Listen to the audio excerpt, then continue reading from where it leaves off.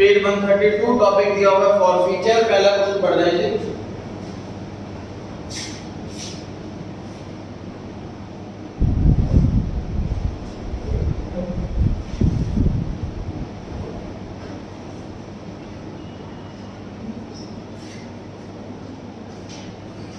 हमने for feature topic को अलग से सॉल्व कर लिया है, प्रोराटा टॉपिक को अलग से सॉल्व कर लिया है, और ये दोनों का कॉम्बो आ गया।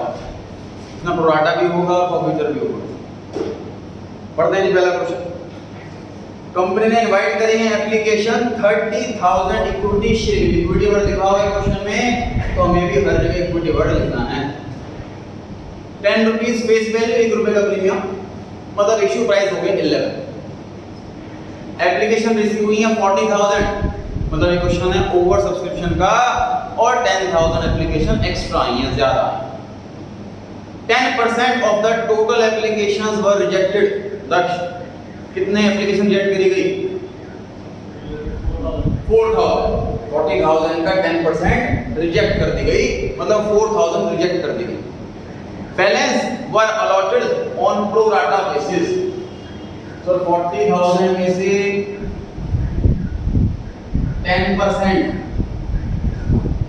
को रिजेक्ट कर दी, बाकी की 90% बच गई, मतलब कि 36,000। कनन, कितने शेयर दिए इनको? 30,000 शेयर दिए हैं और 6,000 शेयर नहीं दिए। ठीक है, जो प्रोराटा की रेशियो आ गई, वो रेशियो क्या आ गई?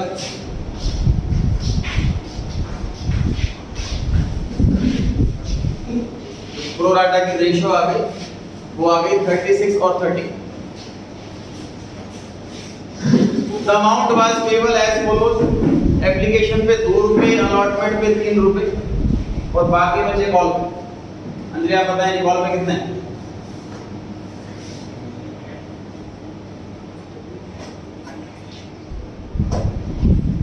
रिया, कनन, सॉरी कृतिका,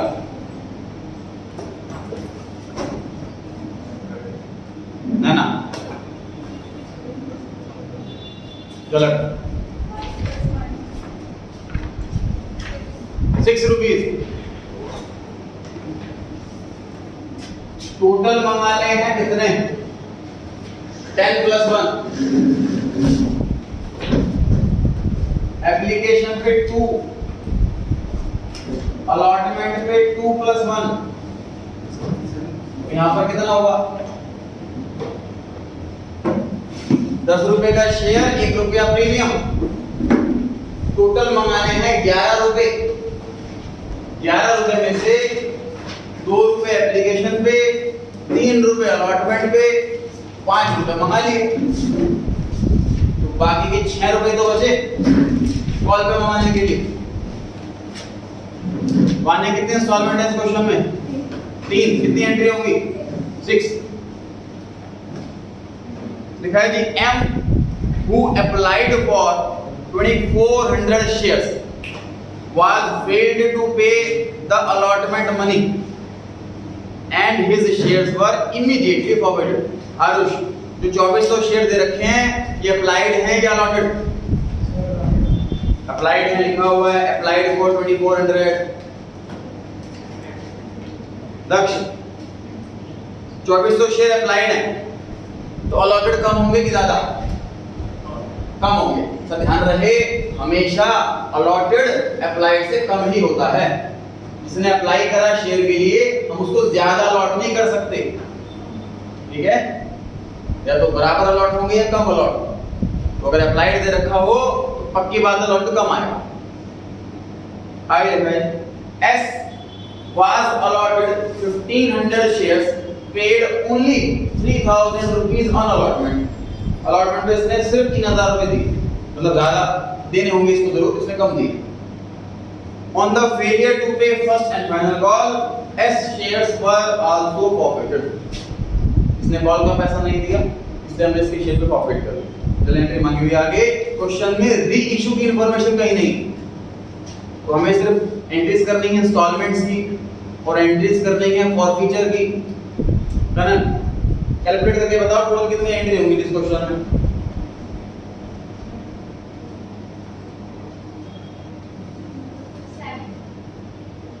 रिया 8 सही है जी। 3 इंस्टॉलमेंट की 6 एंट्री हो गई और फॉर फीचर दो हो रहे हैं, एम का अलग और एस का अलग, तो 2 फॉर फीचर की एंट्री हो गई।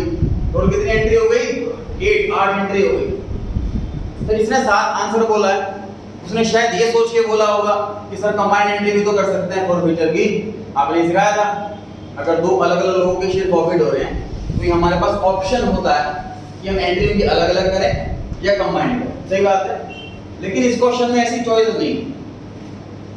इस क्वेश्चन में हमें फॉर की एंट्री अलग अलग ही करनी पड़ेगी। वजह टाइमिंग डिफरेंस। ध्यान से पढ़ें क्वेश्चन। एम के शेयर प्रॉफिट कब कर रहे हैं? तुरंत अलॉटमेंट के बाद, मतलब कॉल से पहले एम के। और एस के शेयर कब प्रॉफिट कर रहे हैं? कॉल के बाद। टाइमिंग अलग अलग है ना। जब 2 ट्रांजैक्शन की 2 एंट्रीज की टाइमिंग अलग हो तो कंबाइंड करना पॉसिबल है क्या? नहीं। कंबाइंड एंट्री करने के लिए ट्रांजैक्शन का नेचर सेम होना चाहिए, ट्रांजैक्शन की डेट सेम होनी चाहिए। इन दोनों ट्रांजैक्शन का नेचर तो सेम है, दोनों फॉर फीचर की एंट्री है, लेकिन डेट अलग अलग है, इसलिए कंबाइंड नहीं हो सकता। टोटल 8 एंट्री होगी। मैं ना फर्स्ट एंट्री बोलनी है आपने। Bank account debit to share application account.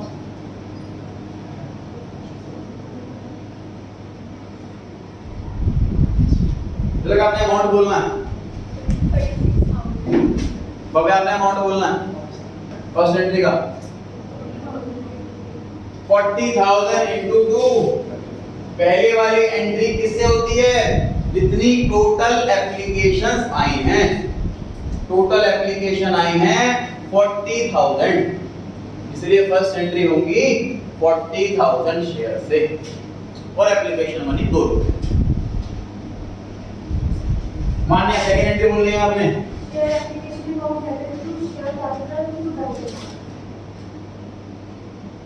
Share application account debit to share capital.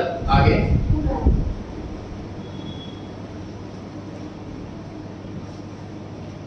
अब वो आपने कंप्लीट करनी है एंट्री को। टू शेयर अलॉटमेंट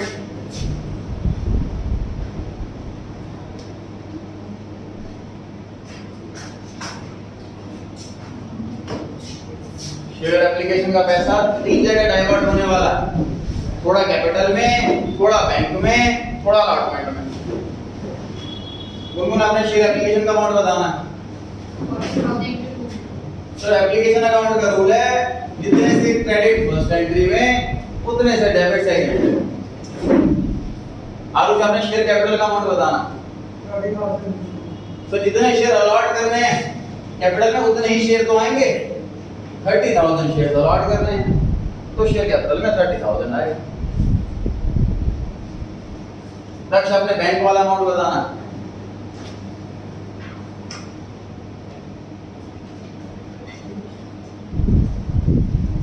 अक्षर बैंक वाला अमाउंट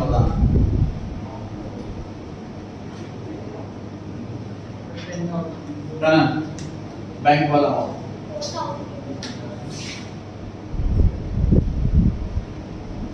ध्यान देख लीजिए। जो डेटा है 40,000 टोटल एप्लीकेशन आई, 10% रिजेक्ट कर दी, मतलब 4,000 रिजेक्ट कर दी, उनका पैसा रिफंड होगा। बाकी की बच गई 36,000, उनको 30,000 शेयर दिए जा रहे हैं और 6,000 शेयर नहीं दिए जा रहे हैं। इनका पैसा एडजस्ट होगा, इनका पैसा रिफंड होगा और इनको शेयर अलॉट होगा। रियल अलॉटमेंट में कितना लिखना है? 36,000 में से सिर्फ 30,000 शेयर अलॉट किए गए, 6,000 कम अलॉट किए गए। इसमें इतना पैसा आया हुआ है वो ट्रांसफर हो गया है अब इन इंस्टॉलमेंट में जो कि allot.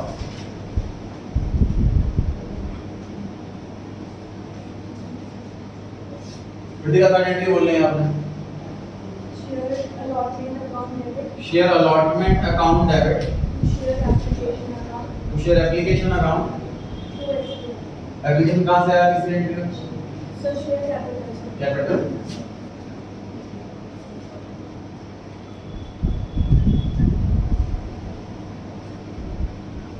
Share allotment account debit, जितना पैसा टोटल मंगाया टू शेयर कैपिटल, जितना पैसा कैपिटल के अंदर आएगा शेयर का पार्ट है, टू एसपीआर जितना प्रीमियम।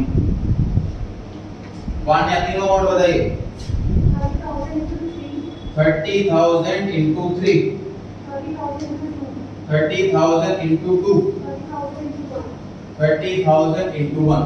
टोटल 30,000 शेयर्स अलॉट करने हैं सर। सिर्फ फर्स्ट एंट्री में आएंगे 40,000 शेयर, अब से सारी एंट्रीज के अंदर 30,000 शेयर्स ही आएंगे, क्योंकि उतने ही शेयर अलॉट करने हैं। टोटल 3 रुपए मंगाए हैं अलॉटमेंट पे, मैंने लिखा हुआ है। टोटल 3 मंगाए हैं अलॉटमेंट पे, 2 रुपए शेयर, 1 रुपए देंगे इतना। तो शेयर कैपिटल में 2 और प्रीमियम 1।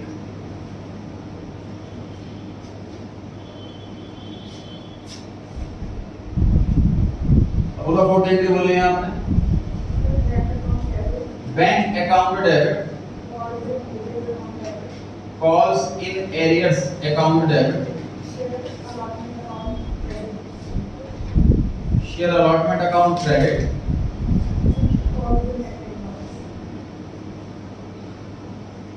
कॉल्स इन एडवांस ऐसा अकाउंट नहीं है जो हर एंट्री के अंदर आएगा ही आएगा। कॉल्स इन एडवांस क्या बताता है, किसी शेयर होल्डर ने अगर गलती से हमें एडवांस में पैसा दे दिया तब लिखते हैं कॉल्स इन एडवांस। इस क्वेश्चन में ऐसा कहीं नहीं लिखा हुआ कि किसी भी शेयर होल्डर ने हमें एडवांस में पैसा दिया है, इसलिए कॉल्स इन एडवांस नहीं आता। कॉल्स इन एडवांस तभी आता है जब पैसा एडवांस में मिल गया हो। एडवांस में पैसा मिले नहीं, इसलिए आएगा नहीं।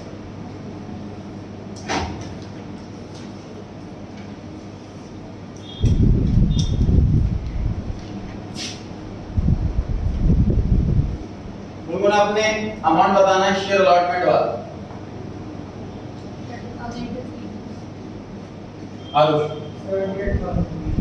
करेक्ट है। टोटल 90,000 रुपीज मंगाए, जिसमें से ऑलरेडी आ चुके हैं 12,000।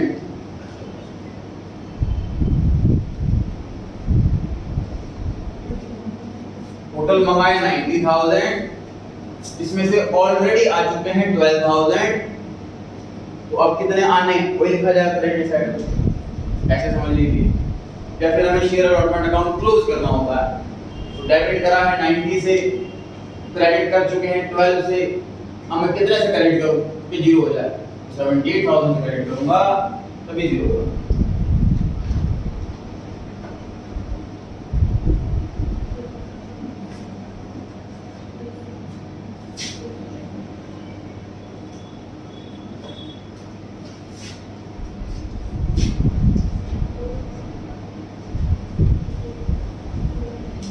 Working out number 1, calculation of calls in arrears on allotment। Total 8 entry आनी टोटल, तो उतना एंट्री का स्पेस छोड़ने के बाद बना वर्किंग आउट। 4 एंट्री तो हम लिख चुके हैं, 4 एंट्री और आनी है। टोटल 8 एंट्री के स्पेस छोड़ने के बाद फिर बना वर्किंग। इन 4 के बाद 4 एंट्री और आनी है। कैसे निकालते हैं सर हम कॉल्स इन एरियर्स?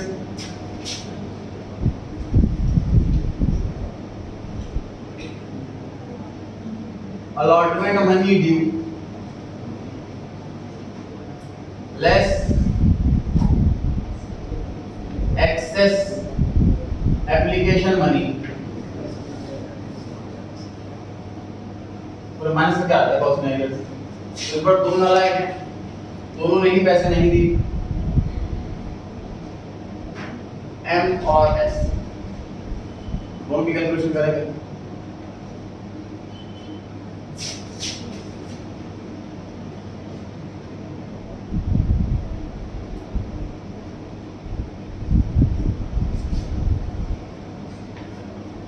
कॉस्ट का मतलब हमने पैसा मंगाया और नहीं आया, ये कैलकुलेट कैसे कर रहे हैं हम? टोटल जितना पैसा मंगाया वो कैलकुलेट कर लो, माइनस कितना एक्स्ट्रा आ चुका पिछली इंस्टॉलमेंट में वो माइनस कर लो, पता लग जाएगा कितना पैसा नहीं आया।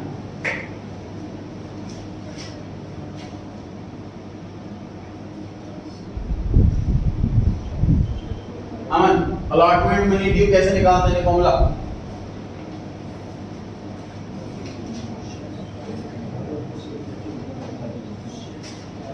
Wrong.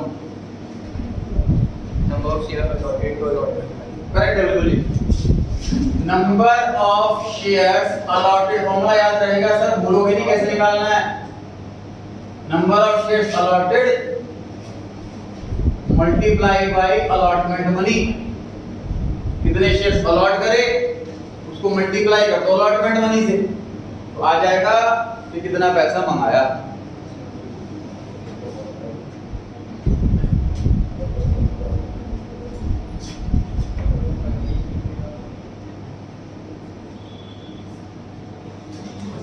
Shivam, number of shares allotted to M calculate करना, पता है किससे मल्टीप्लाई किससे divide? Daksh, number of share ejected in the application, formula नहीं, वैल्यू बताएं, किससे मल्टीप्लाई किससे डिवाइड, शेयर निकल जाए।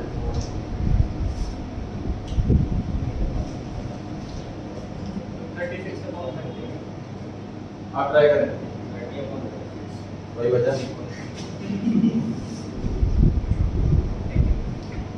ध्यान दें कि 2400 जो है वो अप्लाइड वाले हैं और हम निकाल रहे हैं अलॉटेड। अलॉटेड हमेशा कम होते हैं, तो कम वाले से मल्टीप्लाई करोगे तभी तो आंसर कम आएगा।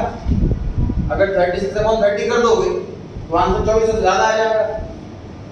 ठीक है, दूसरा लॉजिक, हमें अलॉटेड निकाल रहे हैं तो अलॉटेड से मल्टीप्लाई होगी। ये कैसे आया?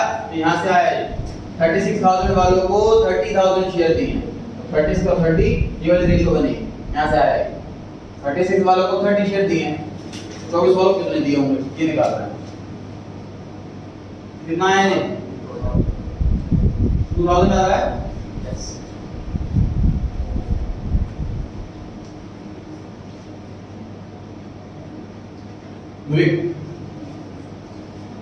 यहाँ पे सॉल्व कर रहे हैं, मुझे बताइए क्या मल्टीप्लाई बाय क्या? ये वाला अपना नंबर बताएं।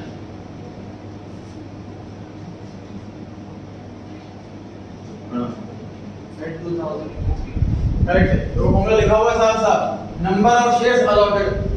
अब ये भी सॉल्व करा है 2000 मल्टीप्लाई अलॉटमेंट मनी। क्वेश्चन में दे रखा है 3 रुपए, कितना तो आसान, नंबर से थोड़ा डबे भी निकाला है तो मल्टीप्लाई बाय 3 रुपए अलॉटमेंट मनी। आते हैं मिस्टर एस पर। आगे एस के दे रखे हैं 1500 शेयर, आपने बताना है 1500 जो है वो अप्लाइड है कि अलॉटेड है।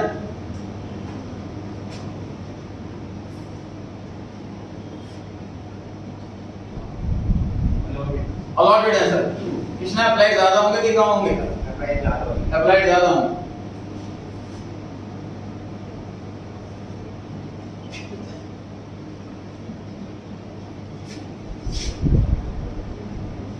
अक्षर क्या में निकला है क्या? करेक्ट। हमें इस बार अप्लाइड निकालना है, ज्यादा वाला फिगर निकालना है, तो ज्यादा वाले से मल्टीप्लाई, कम वाले से डिवाइड।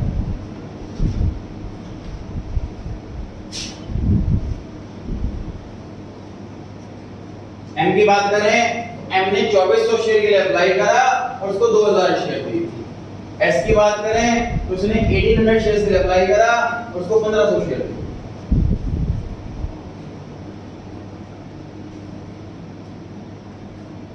सक्षम आपने एस में सॉल्व करना है, अलॉटमेंट मनी ड्यू कैसे निकालना? करना ना पता यहाँ 1500 into 3 हमें लिखना है यहाँ पे जितने शेयर्स अलॉट हुए थे, उसमें दे रखा है 1500 अलॉट हुए, मल्टीप्लाई अलॉटमेंट। खाना ना हमने फॉर्मूला बताना है, एक्सेस एप्लीकेशन मनी कैसे निकालते हैं।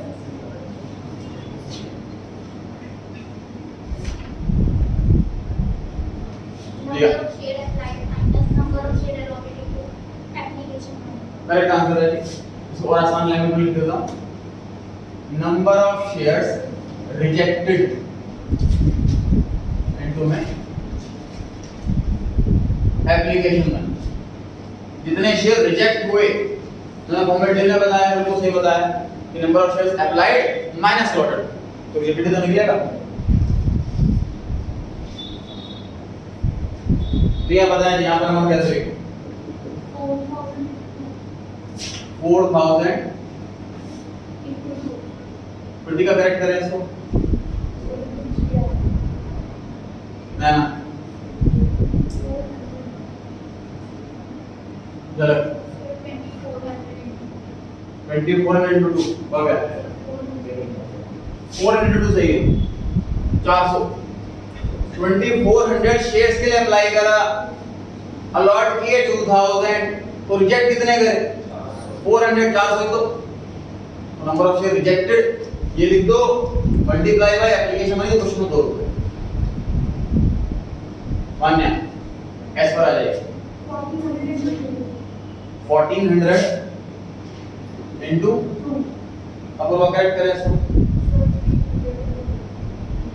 300 into 2 करेक्ट है। 1400 कहां से आया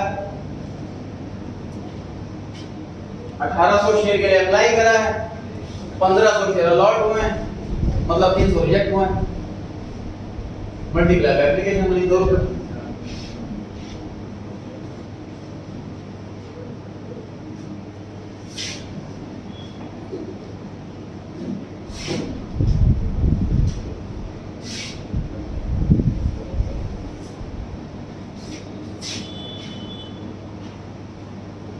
मिस्टर एस ने 3000 रुपए दे दिए, इसने रुपया भी नहीं दिया,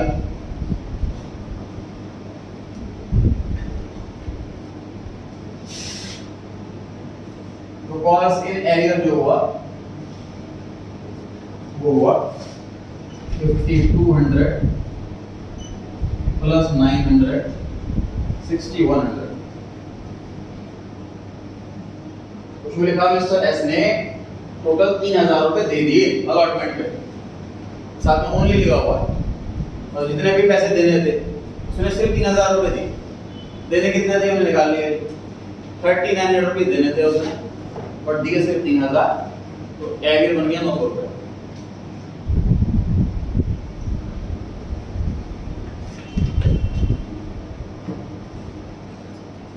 ₹78,000 आने थे, 6100 नहीं आए, आया कितना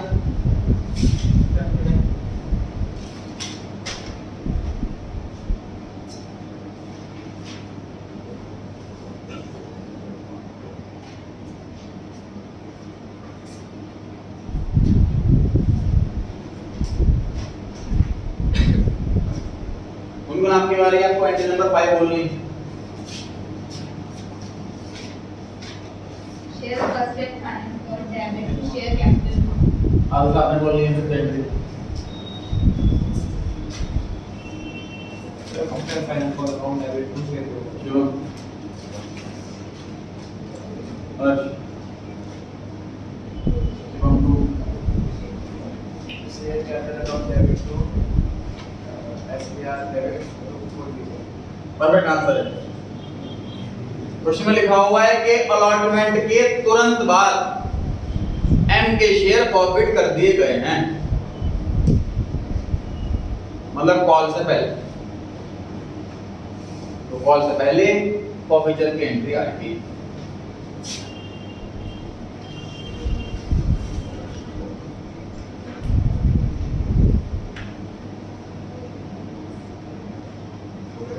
एसबीआर फिलहाल मैं डेबिट में लिख रहा हूं, हो सकता है डेबिट ना भी हो।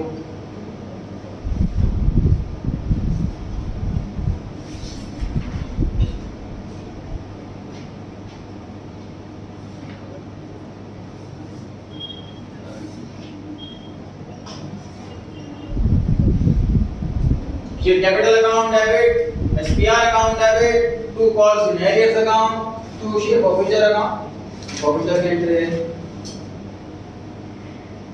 उसमें लिखा था कि अलॉटमेंट के तुरंत बाद शेयर फॉरफिट कर लेते हैं।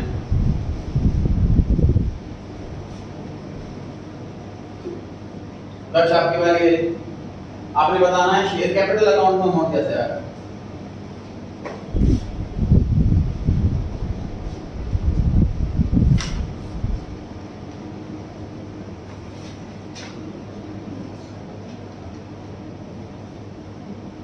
अनुभव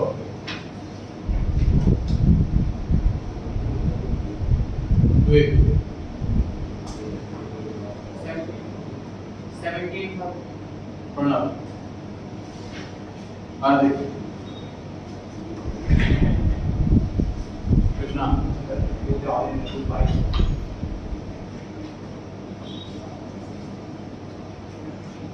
जिनको गलत उत्तर भी आता है कना रिया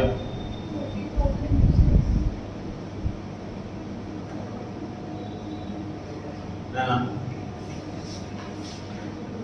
गलत भव्या 2002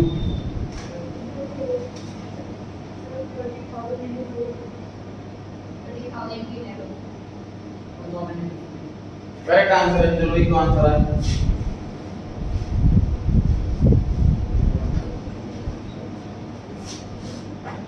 भूल गए सर आप फॉर्फिचर की एंट्री। हम किसके शेयर फॉरफिट कर रहे हैं इस एंट्री के अंदर? Mister M. और उनको कितने शेयर अलॉट किए गए थे? 2000। तो उतना ही फॉरफिट कर सकते हैं। 30,000 सारे के सारे शेयर क्यों फॉरफिट कर रहे हो आप लोग? 21,000 सबको क्यों मिलेगी? जिस नालायक ने पैसे नहीं दिए वाला टाइम पर सर उसी को तो मिलेगी बस। तो फॉरफिट सारे शेयर नहीं करते, उसी शेयर होल्डर के शेयर फॉरफिट करते हैं जिसने पैसे नहीं दिए, जो कि 2000। और याद कीजिए कि शेयर कैपिटल अकाउंट में कौन सा अमाउंट आता है? Called up. फॉरफिचर की एंट्री में चाहो तो पेज पर बुक के अंदर फॉरफिचर की एंट्री ढूंढ लो, शायद इसी क्वेश्चन में ऊपर लिखा हुआ है, पिछले पेज पे लिखा हुआ है, पेज 131 सबसे नीचे। कौन सा अमाउंट आता है शेयर कैपिटल में? Called up. जितना पैसा मंगाया हो एक्सक्लूडिंग प्रीमियम। अब देख लीजिए इस क्वेश्चन में 3 इंस्टॉलमेंट है।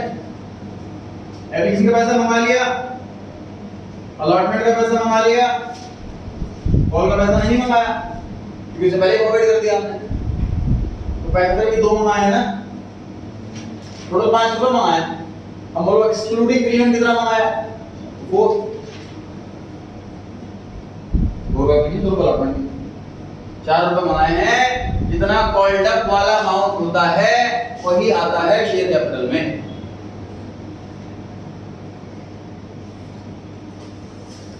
जितना कॉल्ड अप वाला अमाउंट होता है वही आता है शेयर कैपिटल में। जो सेकंड बुक चल रही है हमारी, उसमें 3 चैप्टर हैं, issue of share, issue of debenture, redemption of debenture. इसमें से redemption of debenture chapter late हो गया इसका, 2 ही चैप्टर रह गए बस, इशू ऑफ शेयर और issue of debenture. Issue of debenture छोटा चैप्टर है वो। इन 2 चैप्टर्स की कंबाइंड वेटेज 24 मार्क्स है। 24 मार्क्स के हिसाब से मेरे अकॉर्डिंग इस चैप्टर की वेटेज लगभग 15 मार्क्स बैठेगी और नेक्स्ट चैप्टर की 9 मार्क्स 24 ऐसे हो जाएगा। सीबीएसई ने टोटल बोला है 24, चैप्टर वाइज नहीं बताया, लेकिन वो चैप्टर इसके कंपैरेटिवली बहुत छोटा है और इजी है, तो उसकी वेटेज इसकी इक्वल नहीं है पक्का। चैप्टर जो हम पढ़ रहे हैं 15 मार्क्स के लिए पढ़ रहे हैं, आपको एफर्ट उस हिसाब से लगाने हैं। सर आपको किसी जॉब में 30,000 रुपये सैलरी मिल रही, दूसरा ऑफर 1 लाख रुपए का है, तो वहाँ पे अगर आपको थोड़ा ओवर टाइम करना पड़ रहा है, संडे को भी जाना पड़ रहा है, तो जाएंगे ट्रिपल सैलरी। ये चीज़ यहाँ पर है सर। कोई चैप्टर 3 नंबर 4 नंबर 5 नंबर का है और एक चैप्टर आपको 15 मार्क्स दे रहा है, 15 मार्क्स 12th में और 15 मार्क्स ग्रेजुएशन सेकेंड ईयर में सेम चैप्टर दे रहा है। तो 30 मार्क्स के लिए आप हार्ड वर्क कर रहे हैं, तो आपको हार्ड वर्क डेफिनेटली करना है। घर जाके जो रिवाइज नहीं कर रहे हैं, दिक्कत उनको आ रही है आंसर्स देने में, आधी से ज़्यादा क्लास आंसर्स दे रही है, फॉर्मूले बता रही है, वो रिवाइज कर रहे हैं तभी आंसर दे पा रहे हैं।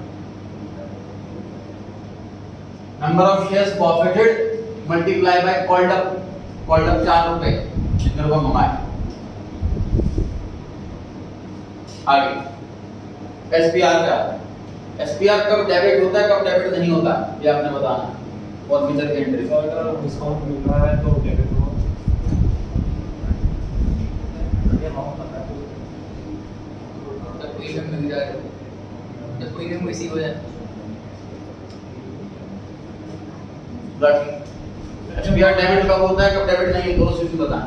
जब मंगाया और दिया ना हो। मंगाया हो और दिया ना हो तब डेबिट होता है। करेक्ट आंसर है जी बिल्कुल। एसपीआर कब डेबिट होता है जब कॉल्ड हो पहली कंडीशन, अनपेड हो दूसरी कंडीशन। एप्लीकेशन का पैसा मंगाया आ गया, प्लॉट में पैसा मंगाया नहीं आया, तो कॉल्ड है, एसपीआर के रुपया कॉल्ड है और अनपेड दिया इसलिए एसपीआर आया। ठीक है, अनुभव अमाउंट बताना है।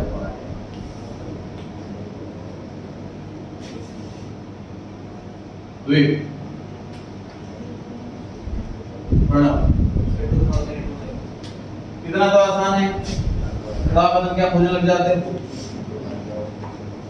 पूछते घूमने नीचे 2000 शेयर है, 1 रुपए का प्रीमियम है, इसमें कहीं कैलकुलेशन है ही नहीं।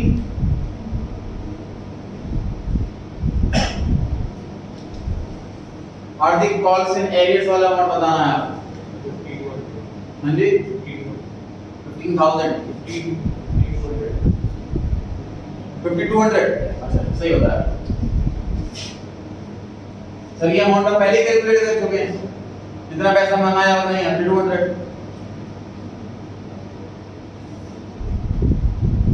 कृष्णा बैलेंसिंग फिगर से नहीं बताना, ईमानदारी से बताना शेयर होल्डर्स अमाउंट कैसे निकालें।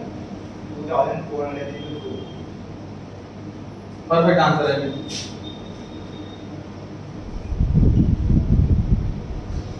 सर हर जगह 2000 दिख रहा है हमको, यहाँ 2400 कैसे आ गया? तो समझिए लॉजिकली, जब मिस्टर एम पहली बार इस कंपनी में आया था, उसने जब एप्लीकेशन फॉर्म भरा था, उसमें नंबर ऑफ शेयर्स अप्लाइड का कॉलम में इसमें 2400 लिखा था। नंबर ऑफ शेयर्स अप्लाइड 2400 और उसने पर शेयर के हिसाब से 2 रुपए जमा करा। मतलब मिस्टर एम ने टोटल कितना पैसा जमा कराया? 4800 जब पहले दिन कंपनी के अंदर आया। उसके बाद दोबारा कभी आया नहीं, सारा पैसा जब्त कर लिया। तो कॉन्सेप्चुअली लॉजिकली कैलकुलेट करेंगे अगर आप, तो 4800 रुपीस टोटल हमने फॉरफिट करा। यहाँ पर हमारे पर्पस से कैश कैलकुलेट करने का पर्पस है। अगर ये लॉजिक समझ में नहीं आता, दूसरा तरीका, तीसरा में तो ऐसे बताओ कि 2000 शेयर है मिस्टर एम के, एप्लीकेशन के 2 रुपए आ चुके हैं, प्लस ये वाला पैसा भी तो आ चुका है। इसकी हमने 400 एप्लीकेशन रिजेक्ट कर दी थी, 2 रुपए के हिसाब से ये भी तो पैसा आ चुका है हमारे पास, ये भी तो प्रॉफिट कर लिया हमने। ऐसे भी निकाल सकते हैं। तो मैंने आसान तरीका लिखा हुआ है, इसी तरफ पढ़ें 131 पेज पे सबसे लास्ट वाले जो मैंने लिखा हुआ line, to share for future account, इसके अंदर अमाउंट कैसे निकालते हैं? अमाउंट आता कौन सा इसके अंदर? पेड अप एक्सक्लूडिंग कितना पैसा आ चुका है प्रीमियम के अलावा। अलग सेकंड ब्रैकेट पढ़े क्या लिखा हुआ है? नंबर ऑफ शेयर्स अप्लाइड, कितना अप्लाइड इस क्वेश्चन में? 2400 मल्टीप्लाई बाय एप्लीकेशन मनी, कितना इस क्वेश्चन में? 2 रुपीस। तो इस तरीके से हम शेयर होल्डर का अमाउंट निकाल सकते हैं। अब चेक करो डेबिट क्रेडिट इक्वल आ रहा है कि नहीं आ रहा है।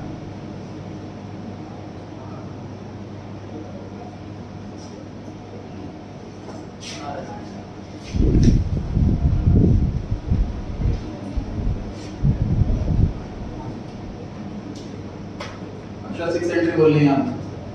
Share first and first account या to share share first and final call,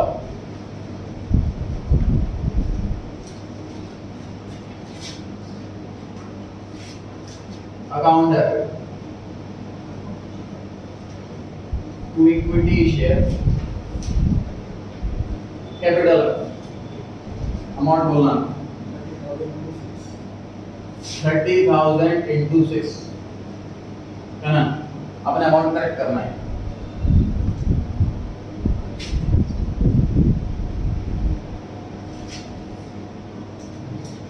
तो सोचिए जरा ध्यान से कि आपने कोई कार ली, हर महीने उसकी ईएमआई भर रहे हैं, किसी वजह से इनकम डाउन हो गई और आप ईएमआई नहीं भर पा रहे और बैंक वाला की कार उठा करके ले जाता है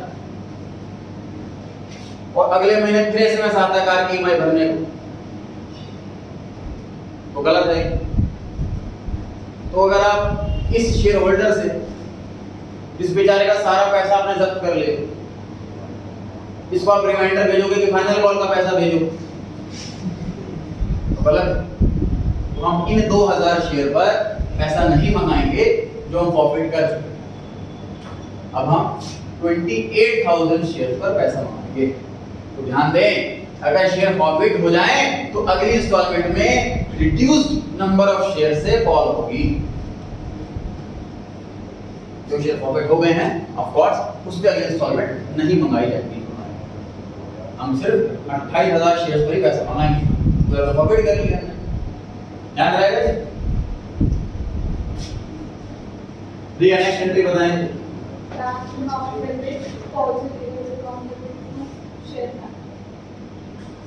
प्रतिका कैरेक्टर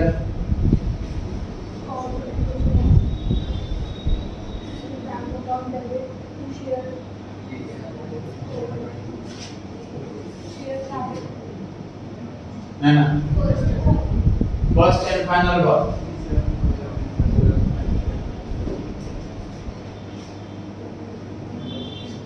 ठीक है, पहले तो आ गया ना ऊपर, थोड़ा बढ़ना आएगा। 30,000 टोटल शेयर है, 2,000 प्रॉफिट कर दी, 28,000 दिए और 6 रुपए की कॉल।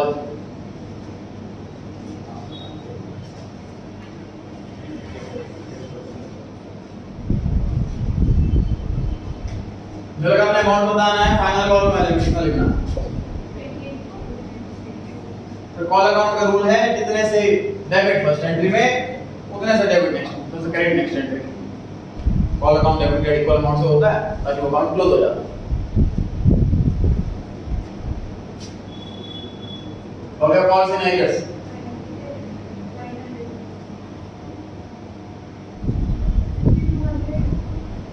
$5,200 6,100 और Aman four scenarios Shivam Harsh 43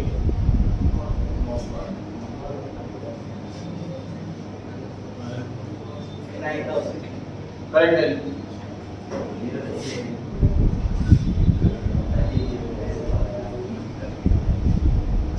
final call पर किस नालायक ने पैसे नहीं दिए? Mister S. कितने शेयर है उसके पास? 1500।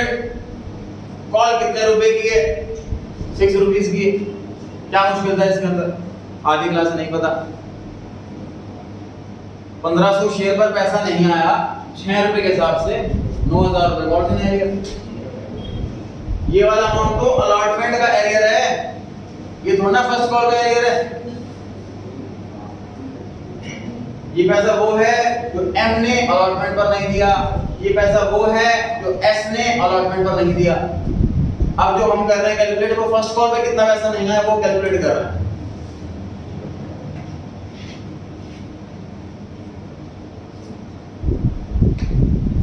कृष्णा, कॉल पर एम का पैसा भी नहीं आया और एस का पैसा भी नहीं आया, तो 1500 की जगह 3500 क्यों नहीं आना चाहिए? एमटी हमने मंगाया ही नहीं है सर। कॉल सिनेरियोस उसी को बोलते हैं जिससे हमने पैसा मंगाया और पैसा नहीं आया। एम से मंगाया ही नहीं हमने, जब कर लिया उसका पैसा सारा का सारा। ठीक है, इसलिए 1500 शेयर आया। 28,000 शेयर्स पर पैसा मंगाया, 1500 पर नहीं आया, मतलब 26,500 शेयर्स पर पैसा आया।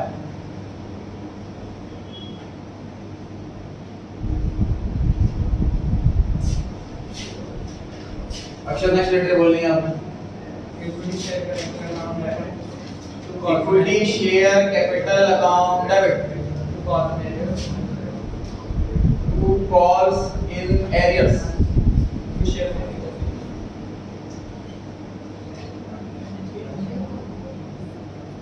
To share forfeiture. Entry correct करें।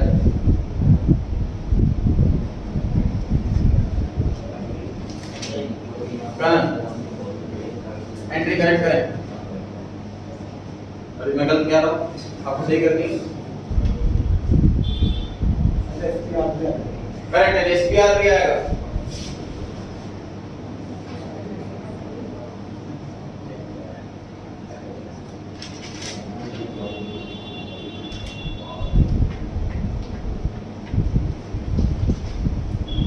प्रिया आपने शेयर कैपिटल का अमाउंट बोलना है।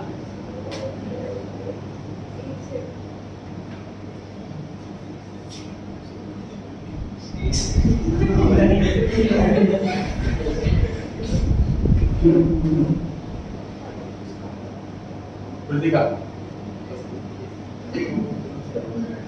ना चलो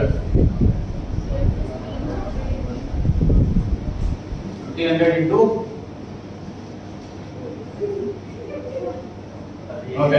into okay 6 second into 2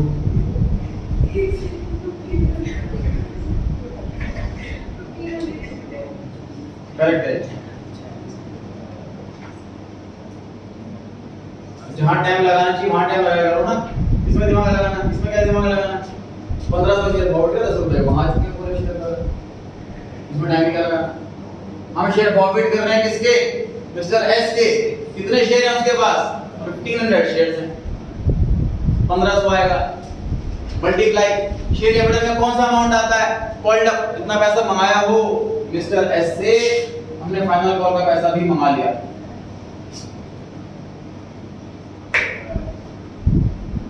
fully called up है, इसलिए फुल फेस वैल्यू आई।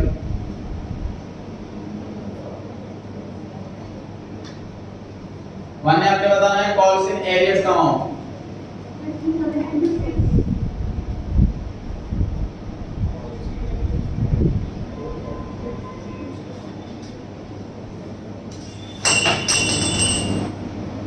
मध्य का है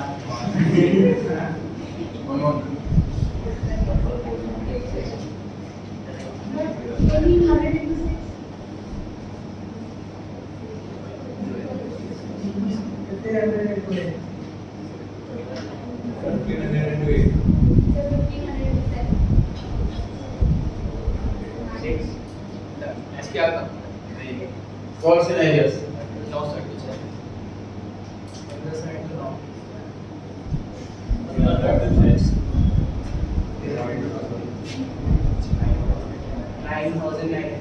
करेक्ट आंसर है।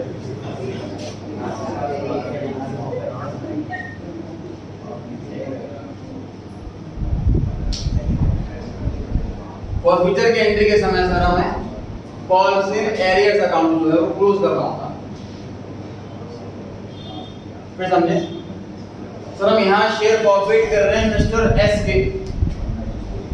तो एस के रिगार्डिंग जितना भी calls in arrears account open हुआ है हमें उसे क्लोज करना।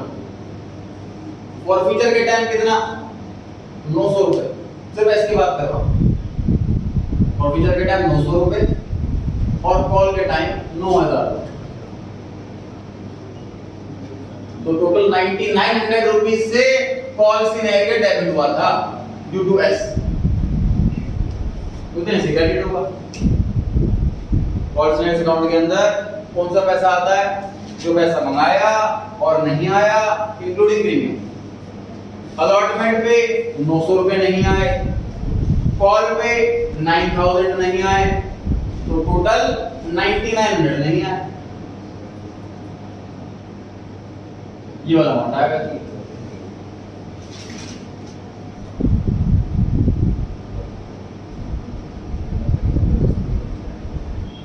क्लियर हो गई बात?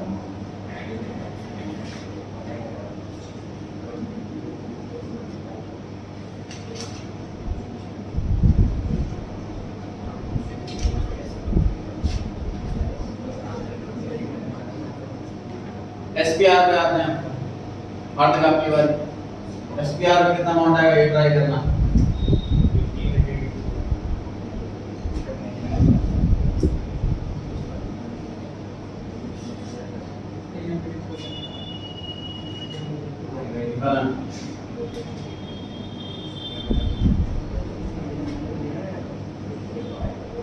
जी हाँ, 300 into 1. इसके अलावा कोई आंसर बिल्कुल गलत है।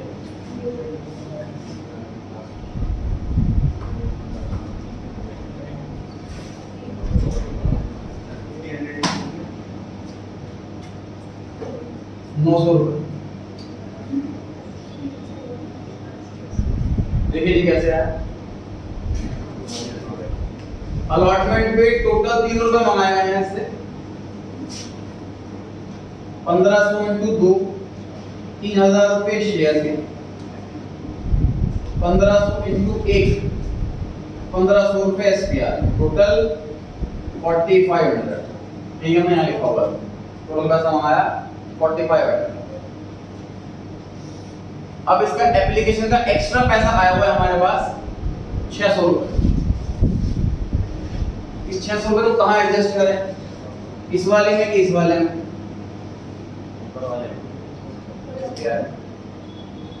तो इसमें कहाँ एडजस्ट करेंगे सर? देखो ध्यान से सर, एसपीआर तो हमें पता है कि ऐसा बॉक्स है, इसके अंदर पैसा चला गया तो सिर्फ 5 ही पर्पस से हम पैसा निकाल सकते हैं।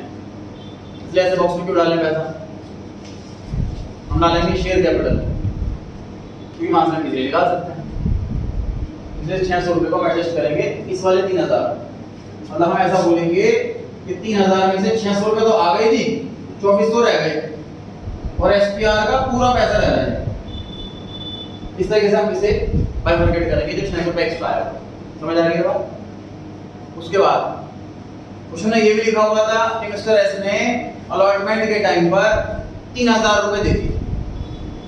मिस्टर एस ने अलॉटमेंट के टाइम पर 3000 रुपए दे दिए। अगेन वो कहाँ एडजस्ट करें? प्रायोरिटी यहाँ, क्योंकि यहाँ पैसा ब्लॉक नहीं होता। 3000 में से 2400 रुपए यहाँ और 600 रुपए यहाँ। अब हम ऐसा कहेंगे कि शेयर का तो सारा पैसा आ गया, एसपीआर का 900 रुपए रह गया। शेयर के टोटल 3000 रुपए आने थे, 600 रुपए एप्लीकेशन के एक्स्ट्रा आए हुए थे, वो एडजस्ट कर लिए, 2400 पेंडिंग रह गए। 3000 रुपए उसने और दे दिए, उसके तो 2400 ही आने थे, 2400 एडजस्ट कर सकते हैं यहाँ पर। टोटल 3000 रुपए आए, 600 रुपए एक्स्ट्रा आया, 600 रुपए हमने एसपीआर में एडजस्ट कर लिया। अब एसपीआर का अभी भी 900 रुपए पेंडिंग रह गए, मतलब यहाँ पर 900 रुपए पेंडिंग है अलॉटमेंट पे, वो सारे के सारे एसपीआर के हैं। और टाइम लगाते हैं इस पर। टोटल पैसा एसपीआर का 1500 into 1 जो सभी आंसर दे रहे थे, इसमें से 600 रुपए कॉल्ड एंड पेड, 900 रुपए called but not paid. SPR debit उसी अमाउंट से होता है जो कॉल्ड हो बट अनपेड, इसलिए सिर्फ 900 रुपए आया है।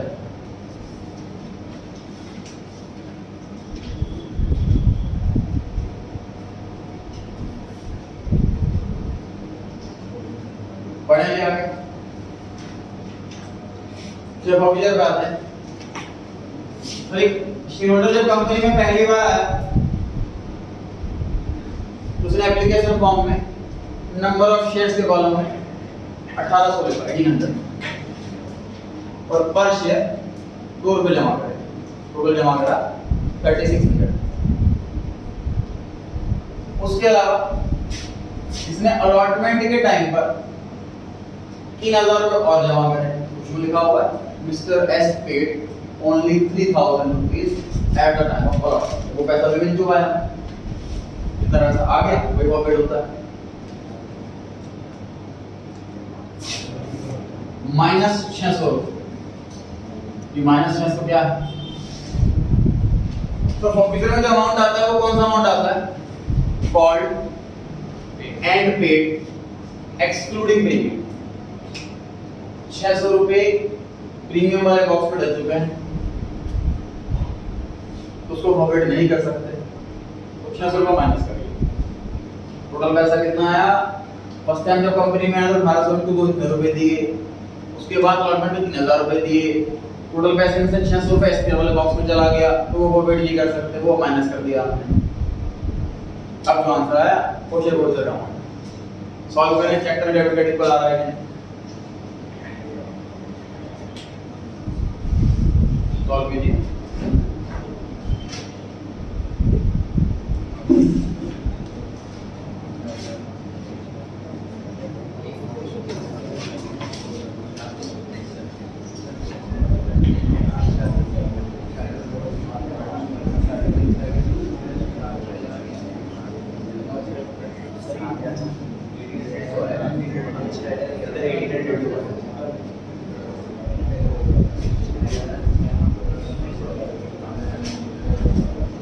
अलॉट किए गए थे, 1800 से अप्लाई हुए थे, जो पैसा आया था फर्स्ट टाइम वो नंबर ऑफ एप्लीकेशन के अकॉर्डिंग आया था।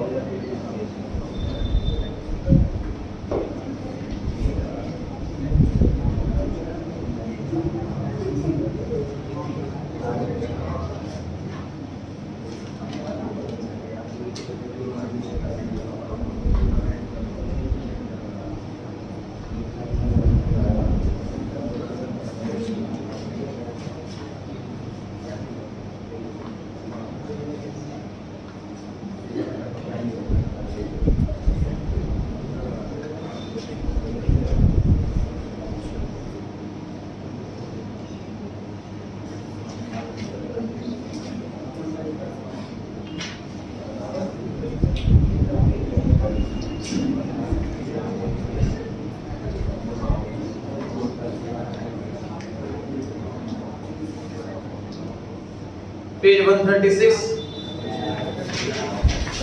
15 मिनट में थ्योरी क्वेश्चन कर लेते हैं, प्रैक्टिकल नहीं हो पाएगा पूरा। 136 पेज पे चैप्टर के थ्योरी क्वेश्चन। पहला है what is meant bye issue of shares और कंसिडरेशन अदर देन कैश। अगर हम किसी एसेट के बदले में या किसी सर्विस के बदले में शेयर इशू करते हैं, कैश के बदले नहीं, तो उसे हम कहते हैं issue of shares for consideration other than cash. इसको मैं क्वेश्चन कर चुके हैं, आंसर पढ़ रहे हैं। When the company purchase some assets या फिर कोई सर्विस या कोई चलता हुआ बिजनेस खरीद ले, तो पेमेंट कैश में करने की बजाय अगर हम शेयर्स के फॉर्म में करते हैं तो उसे बोलते हैं issue of shares for consideration other than cash. जब भी ऐसे वाले शेयर इशू होते हैं तो हमें नोट्स टू अकाउंट्स में ब्रैकेट में बात मेंशन करनी होती है कि इसमें से इतने शेयर अदर देन कैश वाले।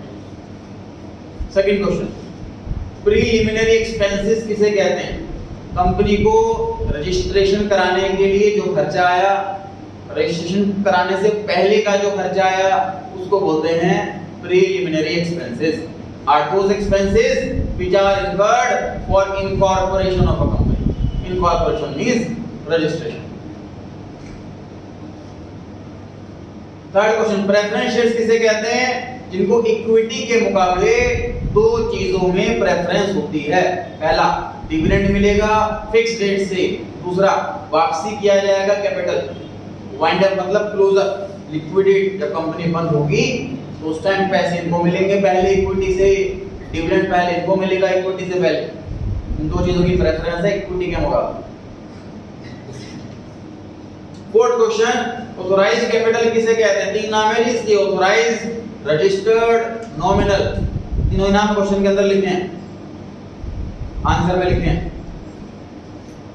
तो ये वो कैपिटल होती है, मैक्सिमम कैपिटल होती है जितना कंपनी शेयर रेज कर सकती है, इशू कर सकती है। It is stated in the memorandum of association, MOA वाली जो बुक होती है उसके अंदर मेंशन होता है कि ऑथराइज्ड कैपिटल इस कंपनी की कितनी रहेगी। ये बुक का नाम है जी memorandum of association, article of association. Company जब रजिस्टर्ड होती है तो उसकी दो बुक उसे अपनी प्रिंट करानी होती है, जिसके अंदर कंपनी की इंफॉर्मेशन रहेगी। मान लीजिए मैं किसी कंपनी में पैसा लगा रहा हूँ तो वो कंपनी क्या कर रही है, डायरेक्टर कौन है मैं जानना चाहता, तो मैं आरओसी के पास जाकर के मेमोरेंडम आर्टिकल वाले बुक ले सकता हूँ और उसमें चेक कर सकता हूँ। 11th की बीएसटी के कोर्स में तो अपना टॉपिक छोड़ दिया। पढ़ेंगे 5th question. Reserve capital important लिखा हुआ है इस पर।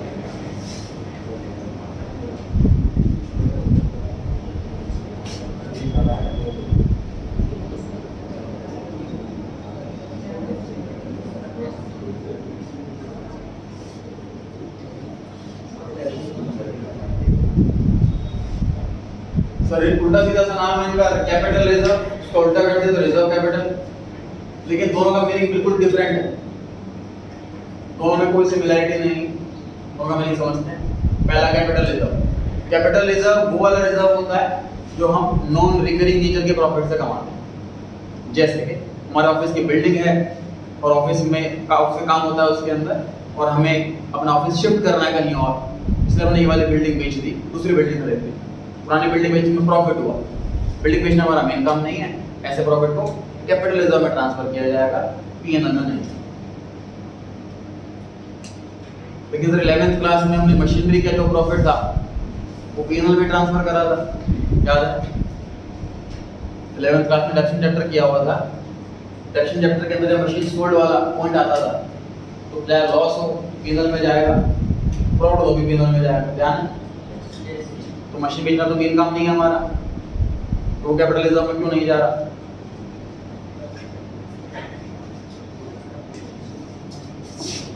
और डीपली पढ़ते हैं।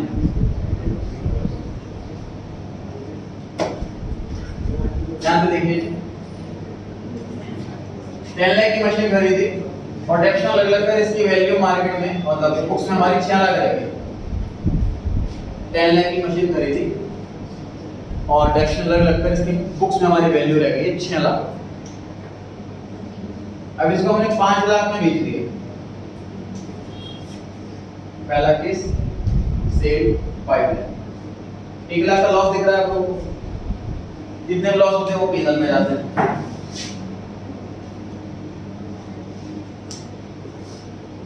सेल करा 7 लाख, तो आपको 1 लाख का प्रॉफिट दिख रहा, तो ये प्रॉफिट भी पीएनएल में जाएगा। लेकिन सर आपने भी बताया कि नॉन रिकरिंग नेचर का, तो देखिए इसके पीछे लॉजिक क्या है कि 10 लाख से 6 लाख ये कैसे पहुंचा? ये 4 लाख का खर्चा मैंने पीएनएल में तो डाला, तो 10 लाख की एसेट थी और अब उसमें 6 लाख की रह गई, 4 लाख डेप्रिसिएशन के नाम से हमने खर्चा पीएनएल में तो डाला, तो इसलिए अप टू 4 लाख तक का प्रॉफिट का अधिकार भी पीएनएल का, इसलिए प्रॉफिट पीएनएल में नहीं जाएगा। सर सेल करा 10 लाख में, कितना प्रॉफिट हुआ? 4 लाख का प्रॉफिट हुआ पीएनएल। सर सेल करा 11 लाख में, कितना प्रॉफिट हुआ? 5 लाख।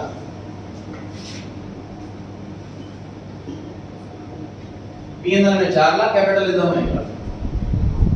समझिए लॉजिक फिर से कि सर जितना नुकसान डाल चुके हैं पीएनएल में उतने तक का प्रॉफिट का अधिकार पीएनएल का है, अगर प्रॉफिट उसको भी एक्सीड करता है तब कैपिटल रिजर्व आता है। 10 लाख की मशीन फिर हमने 4 लाख का डेप्रिसिएशन लगाया तो इसकी वैल्यू 6 लाख पहुंची है, तो 4 लाख का खर्चा हम डाल चुके हैं पीएनएल में, इसलिए अप टू 4 लाख तक का जितना प्रॉफिट आएगा वो पीएनएल का अधिकार है। 4 लाख का प्रॉफिट एक्सीड कर जाए तो कैपिटल रिजर्व में जाए। समझ आ रही है बात? दूसरा एग्जांपल, सर 10 लाख में हमने खरीदा लैंड, प्लॉट खरीदा खाली, और हमने कुछ बिजनेस का कुछ पर्पस से खरीदा था, पर्पस हो नहीं पाया, और कुछ टाइम बाद हमने इसको 13 लाख में बेच दिया, 3 लाख का प्रॉफिट, ये पूरा 3 लाख कैपिटल रिजर्व में जाएगा। Land is the only non depreciable asset, डेप्शन लगाया नहीं हमने इस पर, इसका खर्चा डाला ही नहीं पीएनएल के अंदर, कोई इनकम भी नहीं डालेंगे। ठीक है जी, कैपिटल रिजर्व का समझा के जी कॉन्सेप्ट क्या था। अब रिजर्व कैपिटल पर आता है।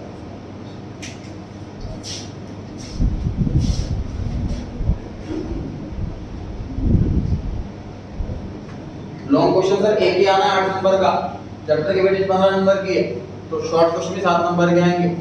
इसमें चाहे थ्योरी का हो या कोई 3 मार्क्स का क्वेश्चन आ गया तो 2 नंबर की बैलेंस शीट में सिर्फ नोट्स टू अकाउंट मांग लिया, इस टाइप के क्वेश्चन के लिए रेडी रहना चाहिए। 7 मार्क्स के छोटे क्वेश्चन आना।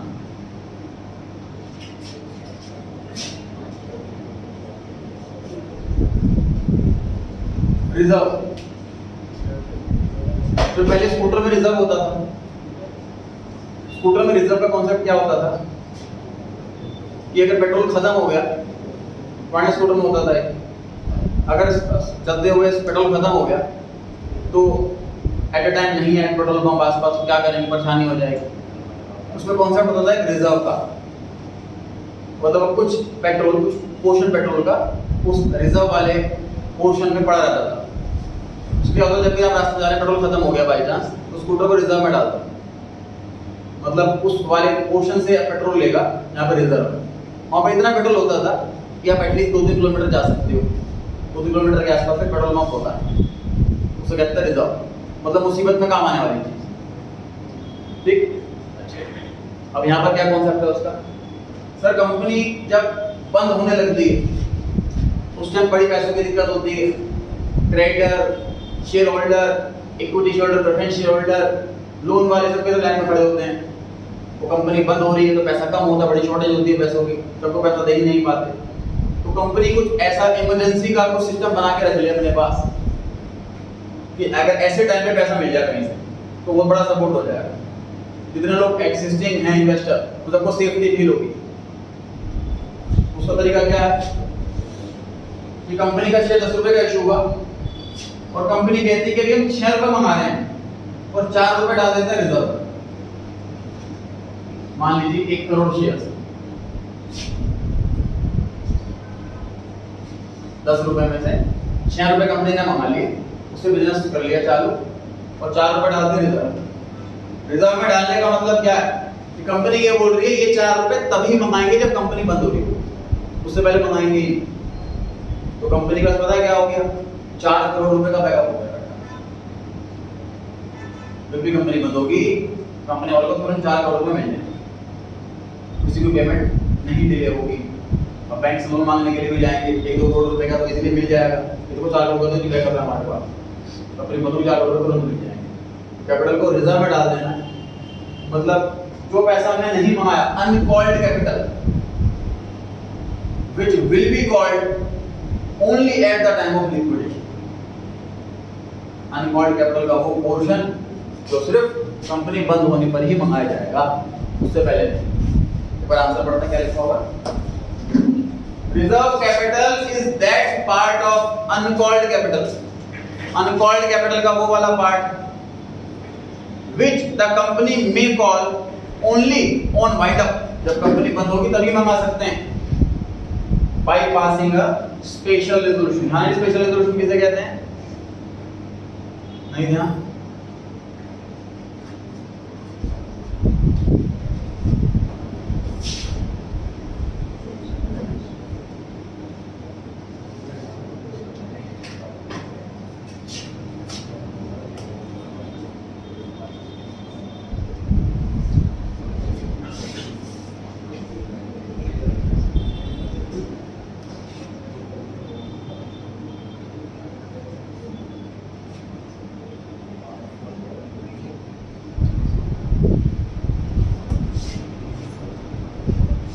कर रहे हैं वो साथ साथ।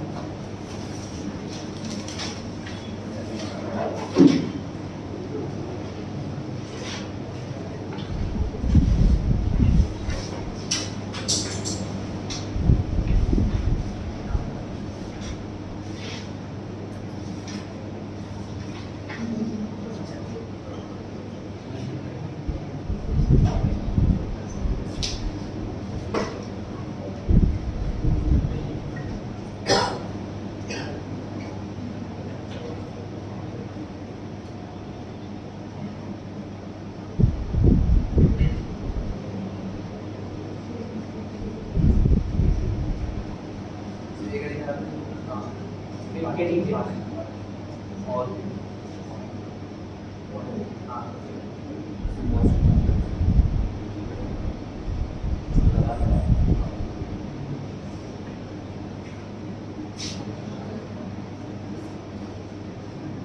कल 11 बजे एक्स्ट्रा क्लास है, 12 बजे टेस्ट है। क्लास में चैप्टर कंटिन्यू चलेगा, क्लास 2 घंटे की रहेगी।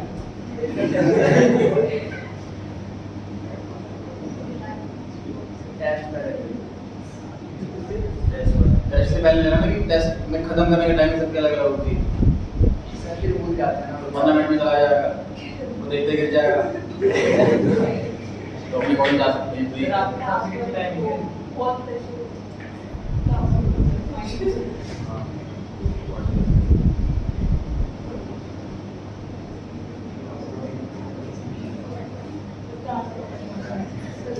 एडमिशन चैप्टर में कैपिटल एडजस्टमेंट का क्वेश्चन भी है 8 नंबर का। कैपिटल एडजस्ट करनी होगी आप वाला केस प्रैक्टिस करके आना चाहिए।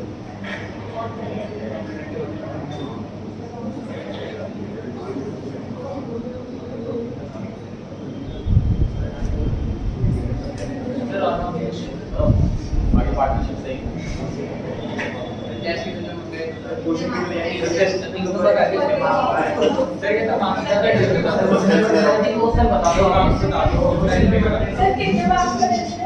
वापस आते हैं जिस पर क्वेश्चन बता दो आप। देखिए what is special resolution discuss कर रहे हैं।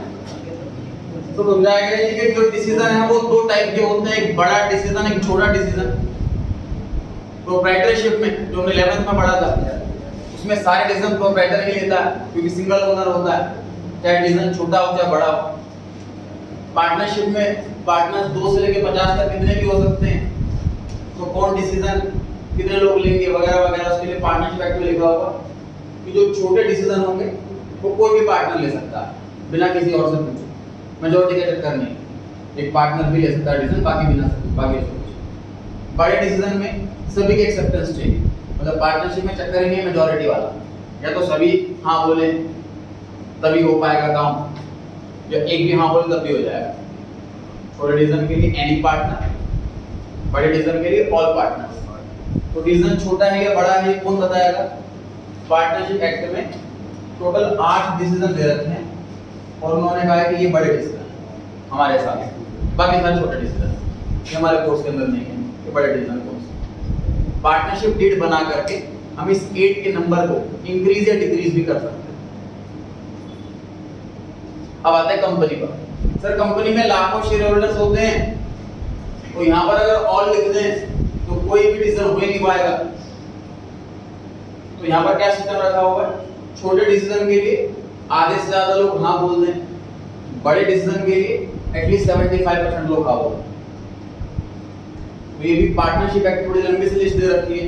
स्पेशल रिजोल्यूशन वाले अलग, ऑर्डिनरी रिजोल्यूशन वाले अलग। इंग्लिश ऑर्डिनरी रिजोल्यूशन चाहिए मतलब कम से कम आधे लोग हाँ बोले, इंग्लिश स्पेशल चाहिए कम से कम 75% लोग हाँ बोले। तो बड़े डिसीजन के 75% लोग हाँ बोले। वोटिंग ऑनलाइन हो सकती है, बाय शॉप हैंड हो सकती है, अगर ऑफलाइन हो रही है तो। जिस कंपनी के मैंने शेयर्स खरीदे हुए हैं वो सबका मेरे पास ईमेल आता है कि ई वोटिंग होगी इस डेट पर इस टाइम पर, ऑनलाइन आपको बस पढ़ना है डिसीजन जो भी जिस बारे में डिसीजन लेना है और फिर क्लिक करना है आपको फेवर में या अगेंस्ट में। तो ऐसे करके वोटिंग होती है, आधे लोग बोले तो ऑर्डिनरी में और स्पेशल में। इस क्वेश्चन में लिखा होगा कैपिटल रिजर्व वाले केस में कि इसमें स्पेशल रेजोल्यूशन चाहिए, मतलब कंपनी एक्ट के हिसाब से ये एक बड़ा डिसीजन, अपना 4 करोड़ रुपया ब्लॉक कर देना, जब जरूरत हो पैसा मंगा ही नहीं सकते, वाइंड अप पे ही मंगा सकते हैं, ऐसा पैसा हो गया। तो समझ लीजिए कंपनी ने अपना टर्म इंश्योरेंस करवा लिया, कंपनी की जब डेथ होगी तब पैसा मिल जाएगा, उससे पहले नहीं मिलेगा। कंपनी का रनिंग में है तो नहीं मिलेगा, चाहे कितने ही नहीं हो। तो बड़ा डिसीजन है लॉ के हिसाब से, इसलिए इसमें मांगा होगा स्पेशल रेजोल्यूशन। फिर से पढ़ते हैं आंसर एक बार। Reserve capital is that part of uncalled capital which the company may call only on winding up of the company। जब कंपनी बंद होगी तभी पैसा मंगाया जाएगा by passing a special resolution। Special resolution pass करें। 6th क्वेश्चन है explains private placement of share। तो नाम से पता लग रहा है सर हम पब्लिक को शेयर ना इशू करके कुछ ग्रुप ऑफ पर्संस को हम शेयर इशू करते हैं डायरेक्टली। जैसे कि हम टॉपिक पढ़ा कंसेशन अदर देन कैश वाला कि हम कंपनी खरीद रहे हैं और उन्हीं के ओनर्स को शेयर इशू कर दिए, पब्लिक को इशू नहीं कर रहे। पढ़ते हैं answer. Private placement of share का मतलब इशू करना, अलॉट करना कुछ सेलेक्टेड ग्रुप ऑफ पर्सन को प्राइवेटली, पब्लिकली नहीं, इन जनरल और इसके लिए भी स्पेशल रेजोल्यूशन चाहिए क्योंकि इसमें गड़बड़ घपले हो सकते हैं, चीटिंग हो सकती है, इसलिए स्पेशल रेजोल्यूशन इसके चाहिए। जनरल लोग हाँ बोले सब छोटे से कन्विंस करें हम कि डायरेक्टर बोले कि मैं इनको नहीं जानता पर्सनली कि मैं इनको शेयर इशू कर रहा हूँ, मेरा कुछ फेवर हो जाएगा, बेनिफिट हो जाएगा। 7th क्वेश्चन जी, what is meant by sweat equity share? Sweat का मतलब सर पसीना होता है जी, तो पसीने की कमाई कंपनी के एम्प्लॉइज को अगर हम शेयर सस्ते में दे देते हैं या फ्री में दे देते हैं तो ऐसे शेयर को स्वेट इक्विटी शेयर कहते हैं। बेसिकली कंपनी का पर्पस ये होता है कि अगर अपने शेयरहोल्डर को बोनस कैश की बजाय शेयर्स में दे दें तो एम्प्लॉइज का भी इंटरेस्ट बना रहेगा कंपनी के अंदर, कंपनी का अच्छा प्रॉफिट हो तो उनको भी डिविडेंड ज्यादा मिलेगा, कंपनी ग्रो करे, शेयर की वैल्यू ग्रो करेगी, उनका पैसा ग्रो करेगा। उनको जब शेयर लॉट कर दिए जाते हैं, हालांकि उनके पास फ्रीडम है, वो शेयर मार्केट में शेयर तुरंत बेच भी सकता है। जैसे कि मान लीजिए रिलायंस का कोई शेयर है और एम्प्लॉइज को 1000 रुपए में दे दिया, हालांकि है 2600 रुपए का, फेस वैल्यू 10 रुपए, एम्प्लॉय को 1000 रुपए में दे दिया, 10 शेयर दे दिए मान लीजिए 1000 रुपए। अब वो शेयर चाहे तो तुरंत मार्केट में 2600 में बेच दे और 1600 रुपए कमाए, या फिर वो अपने पास शेयर रखे और वेट करे और ग्रो होगा, 5-10,000 का हो जाएगा तब बेचूंगा और डिविडेंड इतने मिलता रहेगा, इंक्रीमेंट इनकम होती रहेगी, ये उसकी मर्जी। तो शेयर सस्ते में इशू करना एम्प्लॉइज को, डायरेक्टर्स को, उसे बोलते हैं स्वेट इक्विटी शेयर। रीड करते हैं जी एक बार।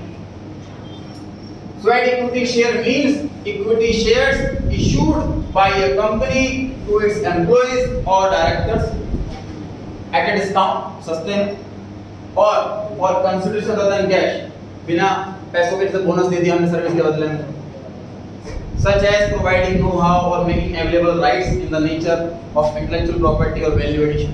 मतलब हमें सर्विस दे रहे हैं, हमें कुछ बेनिफिट दे रहे हैं, उसके बदले में हमें पैसे ना देकर के उनको शेयर्स दे दिए। Issue of shares at discount मना है, कंपनी 2013 के हिसाब से सेक्शन 52 मना करता है, डिस्काउंट पे शेयर इशू नहीं कर सकते। उसकी क्लोजिंग सेक्शन यही है कि एम्प्लॉइज को, डायरेक्टर्स को शेयर इशू किया जा सकता है डिस्काउंट। क्लियर होगी जी बात? चलो इतना करते हैं, घर जाके रिवाइज करके आए, सोए ना तैयारी करते हैं।